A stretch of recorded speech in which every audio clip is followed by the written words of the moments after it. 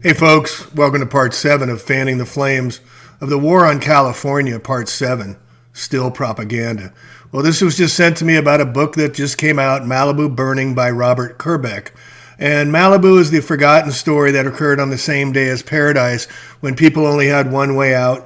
I did an extensive interview with Lori, who escaped barely with her life and her children and her pets as she escaped and had to live in a hotel room for months. And some of you were kind enough to donate generously to her, and she's back on her feet and she's doing okay. Still struggling with PTSD from the fires, still reading what's going on, bringing back the haunting memories, but she is safe. So the story is going to be presented by this shill, Robert Kerbeck, who is on one of the Whorporate news medias down in LA setting the propaganda. And again, they're not going to talk about really what happened. They're not going to talk about the directed energy weapons or how they had 3 days to prepare Malibu and how the fires just suddenly went towards Malibu and nowhere else. Even though in the Beatles song, or the Eagles song Last Resort details that Paradise and Malibu in the same song kiss it goodbye. And take a look at this picture from the image here. That's a directed energy weapon there. These are directed energy attacks, but you won't hear this shill talk about it. So I wanted to break down his story. I wanted to break down the truth about how they lie to us and how they show us the propaganda, but also that the facts are that the police department, the fire department in Malibu stood down. They've erased the articles, but there's corruption everywhere in these departments. Everywhere you look, there's corruption and Freemasonry behind all of the stories that are being sold to us. All right, so let's get into the propaganda problem, reaction, solution.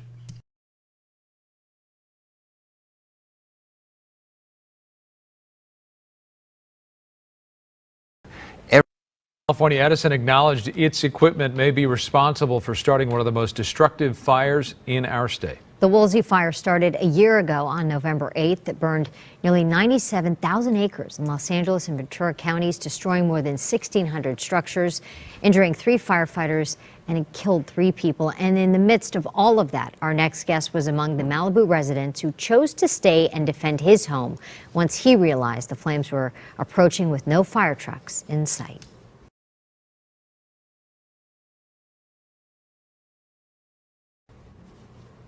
The whole neighborhood is going up in flames. We're fighting to save our house. I'm feeling the heat now from these fires for the first time. Yeah. Wow. Yeah, that's Robert. Joining us now is Malibu resident Robert Kerbeck.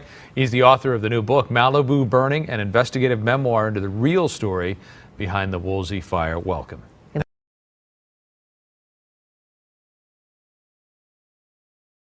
Thank you for having me. So you conducted more than 200 interviews, including residents, the deputy fire chief, Malibu City Council members.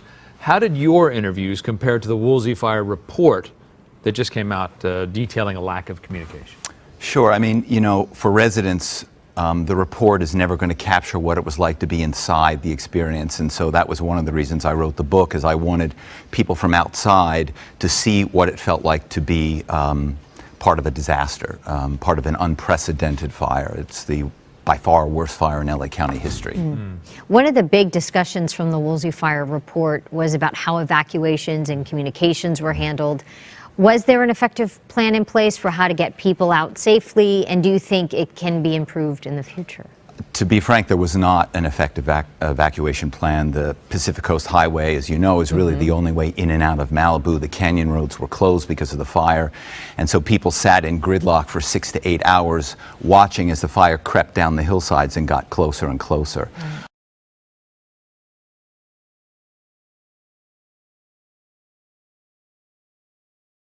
In the future, the city of Malibu is creating zones for evacuation so that rather than calling for everybody to leave at the exact same time, they can call zone 1 and zone 2, and then a few hours later, they can have other zones so that the highway is not going to be overwhelmed.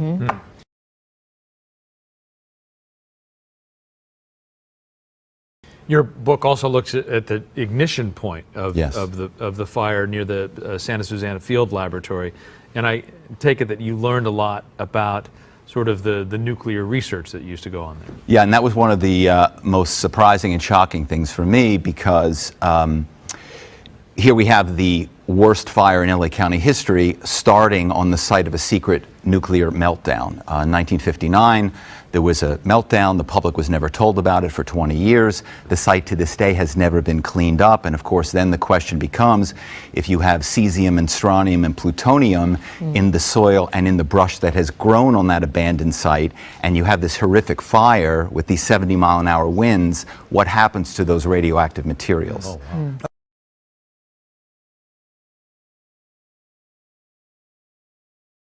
wow. Yeah, so.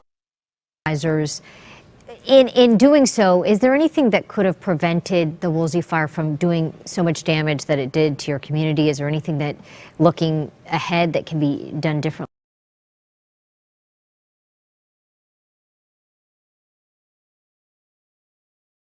Sure. Well, you know, we're facing an epidemic of wildfires. Yeah. We've seen it the last few weeks. I think that every agency and every homeowner can do better.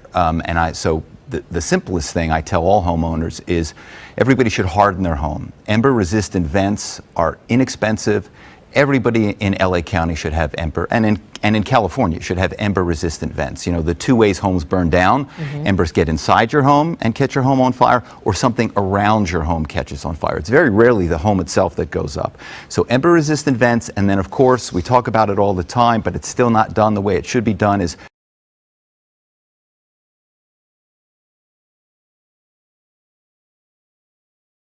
flammable landscaping materials and flammable trees need to be removed so that not only are you protecting your property, you're protecting your neighborhood as well. What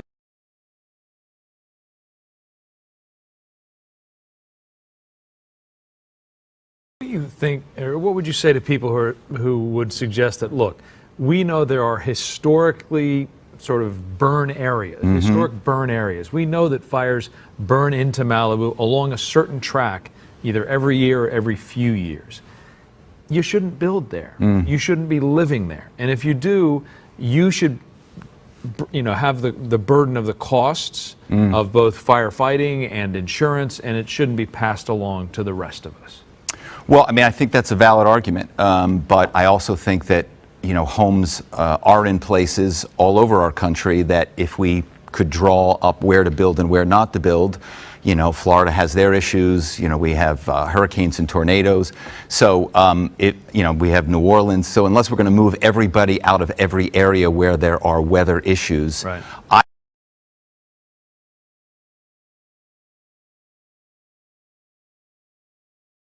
I think it really is about the hardening of the homes, recognizing where you live. And I mean, one of my neighbors, their home burned down, and I saw the other day they're building a wood fence. So that just doesn't seem like people are understanding that you live in this naturally, you know, one of the most, you know, it's, you know, Northern California, Southern California, the most, you know, wildfire prone areas in the country. Yeah.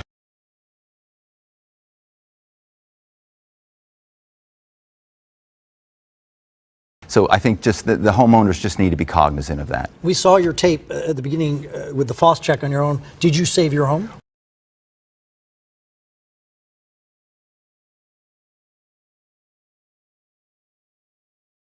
Well, as you can see, that was my wife. So right. I'll give full credit to her because she's tougher than I am. But she was the one that really, you know, she grew up here. She understands wildfires. I'm from Philadelphia. I didn't really. And so she was kind of the, you know, the captain of our fire engine, and I followed her orders. And yes, we did save the house. And 17 of 19 on our street burned to the ground. Wow. 180 out of 275 in our neighborhood. We live in Malibu Park right above Zuma Beach, and the neighborhood was devastated.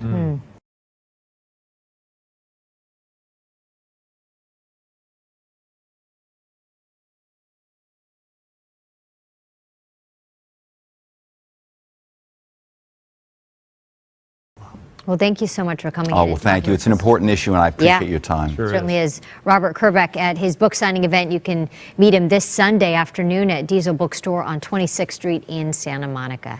Robert, thank you. Thanks, Robert.